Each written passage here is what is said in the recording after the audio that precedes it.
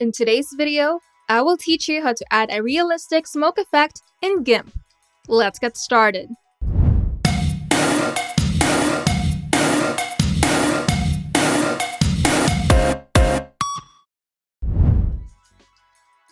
There are two ways that you can generate and add a realistic smoke effect in Gimp without installing plugins. The first one is by using the built-in smoke effect, and the second one is by using a PNG to add a more realistic smoke effect. Both are free and easy to do, and you can combine these two methods to add a realistic smoke effect to your image. To use the built-in smoke effect in Gimp, go to the menu bar, Filters, Decor, then select Fog. This effect is designed to generate fog, and it's not specially good at it, but it may provide a hazy backdrop effect when placed over the picture. In the fog customization panel, you also have the option to change the color of the fog based on the lighting or the effect that you would like to achieve.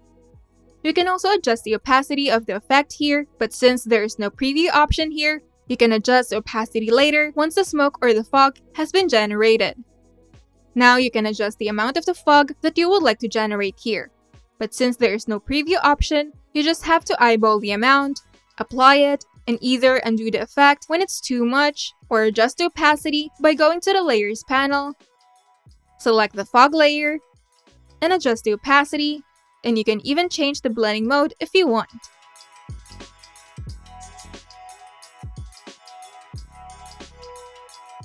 If you want to add more, you can just press F to reapply the same amount of the fog on your image. Now, to apply smoke using PNG, simply download the PNG image of the smoke that you would like to apply to your image, and make sure it's transparent. Now, open the PNG smoke in Gimp and drag and drop it onto the image.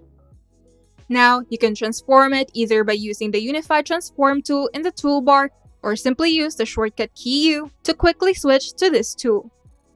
You can also adjust the opacity and change the blending mode of the smoke according to the effect that you would like to achieve.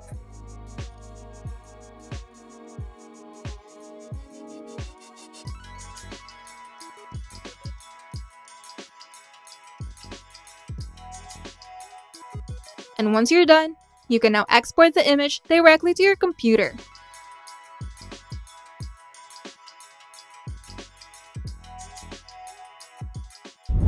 If you find this video helpful, make sure to leave a like and subscribe.